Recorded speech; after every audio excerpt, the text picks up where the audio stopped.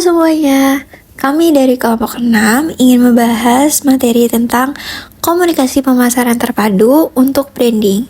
Sebelum memulai materi, izinkan kami memperkenalkan anggota kelompok 6. Ada Dika, Sheila, Desvita, Valevi, dan Safira. Nah, karena kenalannya udah, sekarang waktunya kita masuk ke inti videonya. Yuk simak! Di sini saya akan membahas tentang mengintegrasikan saluran komunikasi untuk membangun brand. Jadi intinya brand itu nggak bisa cuma muncul di satu tempat aja, tapi harus ada di semua channel, kayak iklan, media sosial, sampai promosi. Nah, brand juga harus nyampein pesan yang konsisten di semua touchpoint, biar audiens punya gambaran yang jelas tentang brand kita. Kalau konsisten, orang jadi gak bingung dan brand lebih gampang diingat. Pada akhirnya, kepercayaan pada suatu brand semakin meningkat. Sekarang kan udah di era digital, jadi komunikasi nggak cuma satu arah. Audiens bisa ikut interaksi dan membuat engagement makin tinggi, serta hubungan sama konsumen jadi lebih dekat. Selain itu, brand juga bisa pakai data buat bikin pesan yang lebih personal, jadi konsumen ngerasa lebih relate. Tapi tantangannya, channel sekarang banyak banget, kayak Instagram, TikTok, YouTube, dan lainnya. Makanya brand harus punya strategi yang jelas dan koordinasi yang bagus, supaya semua pesan tetap nyambung. Dalam komunikasi pemasaran, terdapat 3 elemen utama yang berperan penting dalam membangun sebuah merek, yaitu iklan, public relations, dan promosi penjualan. Ketiga elemen ini memiliki peran yang berbeda, tetapi saling melengkapi dalam memengaruhi bagaimana konsumen mengenal, menilai, hingga akhirnya memutuskan untuk menggunakan sebuah merek. Iklan berperan dalam membangun brand awareness dan membentuk citra merek di benak konsumen melalui penyampaian pesan yang luas dan terkontrol. Public relations atau PR berperan dalam membangun reputasi dan kepercayaan publik melalui komunikasi yang lebih kredibel serta hubungan jangka panjang.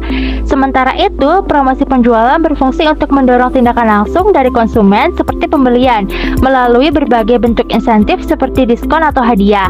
Dengan demikian, ketiga elemen ini perlu digunakan secara terintegrasi agar pesan merek tetap konsisten dan mampu memperkuat branding secara keseluruhan. Oke, selanjutnya kita akan membahas tentang konsistensi pesan brand. Jadi intinya, brand itu harus ngomong dengan cara yang sama di semua tempat. Nah, sekarang kan orang bisa lihat brand dari mana aja ya. Bisa dari TV, radio, Instagram, TikTok, dan lain-lain. Nah, kalau cara ngomongnya beda-beda, orang bisa jadi bingung dan malah nggak percaya. Makanya, brand harus tetap konsisten dari cara ngomong, tampilan kayak logo dan warna, sampai nilai yang dibawa. Jadi simple aja, kalau brand konsisten, orang jadi lebih gampang kenal, ingat, dan percaya. Baik semuanya, kami akan berlanjut ke materi studi kasus. Studi kasus yang pertama yang akan saya bawakan yaitu mengenai kolaborasi antara BTS dengan McDonald's. Apa sih yang dihasilkan dan kenapa ya mereka bisa hype pada saat kita waktu itu masih kecil? Karena mereka menguatkan 2 poin ini. Yang pertama, integrasi saluran. Integrasi saluran yang mereka gunakan yaitu gencar-gencaran dengan promosi mereka, yaitu di platformnya dan juga di media sosial. Mereka mengiming-iming dengan keeksklusifan dari menu ini yang bernamakan menu BTS Meet. Dan juga dalam promosi penjualannya yang melibatkan iklan dan PR itu, mereka bisa memanfaatkan visual dari BTS dalam segi kemasannya dan juga menarik komunitas ARMY untuk membeli dan juga bisa penasaran apa sih bedanya rasa dari McD yang biasa dan yang berkolaborasi dengan BTS. Apalagi mereka menggunakan kata limited edition untuk menarik banyak orang yang membeli, karena dengan kata limited edition yaitu terbatas, banyak orang yang merasa puas ketika membelinya sebab bisa membeli apa yang banyak orang sangat ingin-inginkan dan juga banyak orang yang tidak kedapatan. Jadi saat dibeli bisa dinikmati dan juga bisa diupload di feeds, di story, dan juga highlight. Oke, studi kasus yang berikutnya adalah kampanye Mulai Aja Dulu oleh Tokopedia dalam perspektif komunikasi pemasaran terpadu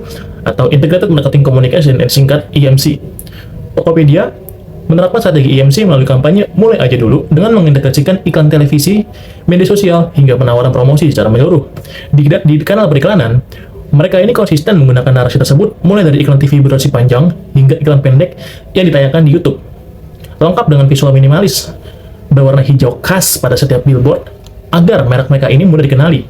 Secara bersamaan, sisi public relations dikelola melalui media sosial dengan mengangkat cerita inspiratif para penjual yang berani memulai bisnis, diperkuat oleh kolaborasi organik bersama para tokoh berpengaruh sebagai bentuk konversi langsung. Pesan motivasi tersebut didukung dengan pemberian kupon pengguna baru serta promo garis ongkir bagi mereka yang baru pertama kali berinteraksi di aplikasi.